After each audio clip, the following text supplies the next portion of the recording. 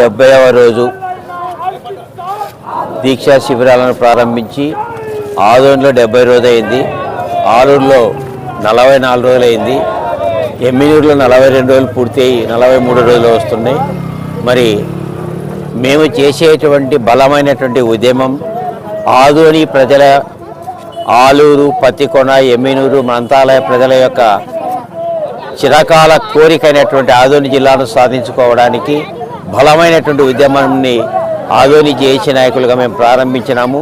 మరి కేవలం నాయకులే కాకుండా ప్రజల్లో కూడా బలమైనటువంటి ఉద్యమం వచ్చినందుకు ఈరోజు జరిగేటువంటి సంపూర్ణ బంద్ స్వచ్ఛందంగా ప్రజలందరూ కూడా సహకరిస్తున్నారు. అంటే దానికి కారణము ప్రజలందరి కోరిక ఆదోని జిల్లా కావాలనేటువంటి ప్రజామైనటువంటి కోరిక కాబట్టి ఈరోజు మనము ఇంత స్వచ్ఛందంగా బంద్ను నిర్వహించుకోగలుగుతున్నాము.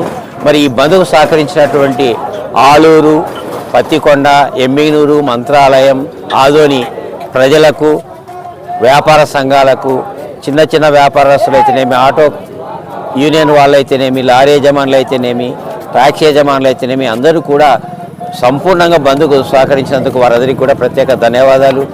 ఆదోనికి అన్ని అర్హతలు ఉన్నాయి. అంటే కేవలం 5 నియోజకవర్గాలు కూడా 30-35 కిలోమీటర్ల దూరంలోనే ఉన్నాయి.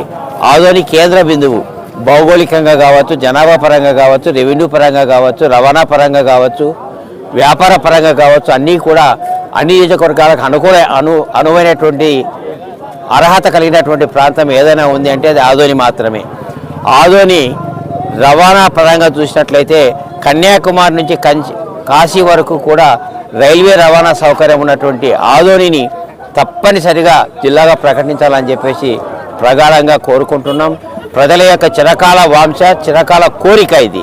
దశాబ్దాల కారణటువంటి ఈ కోరికను నెరవేర్చుకోవడానికి గత 5-6 సంవత్సరాల నుంచి ఉద్యమాన్ని ప్రారంభించినటువంటి చరిత్ర ఉన్నది. కాబట్టి ప్రభుత్వానికి మాకు విషయం తెలియదని చెప్పడానికి వీలేదు.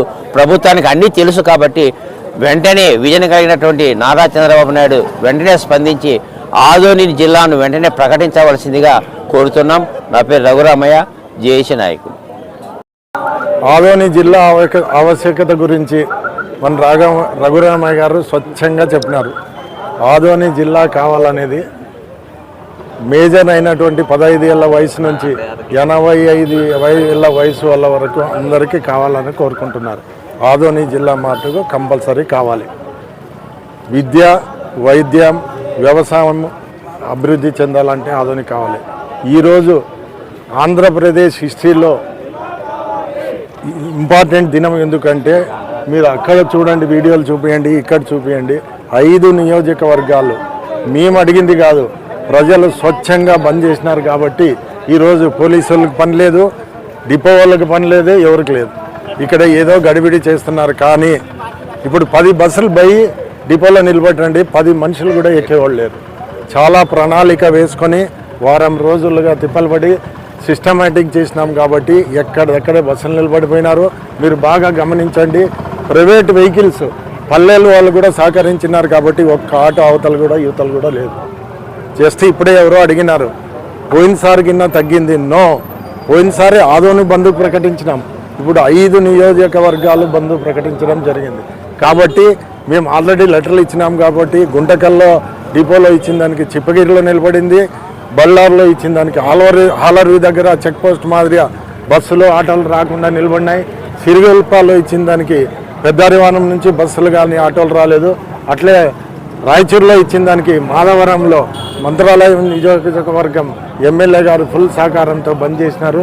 దీంట్లో ముఖ్యమైనవి ఏమబ్బా అంటే మంత్రాలయం 5 రోజులు సెలవు ఉన్నాయి. కాబట్టి మంత్రాలయం ఒకటి, ఎసెన్షియల్ కమోడిటీస్కి ఒకటి ఎగ్జామ్షన్ ఇచ్చినాము. మీడియా వారు కానీ అందరూ నాయకులు కానీ గుర్తించాల్సింది ఏమంటే ఆంధ్రప్రదేశ్ హిస్టరీలో మేము చేసింది కాదు, ప్రజల కోరిక. ఇంత స్వచ్ఛమైన బంద్ జరగడము నాకు 66 సంవత్సరాలు అయినాయి, ఎప్పుడూ నా హిస్టరీలో చూడలేదు.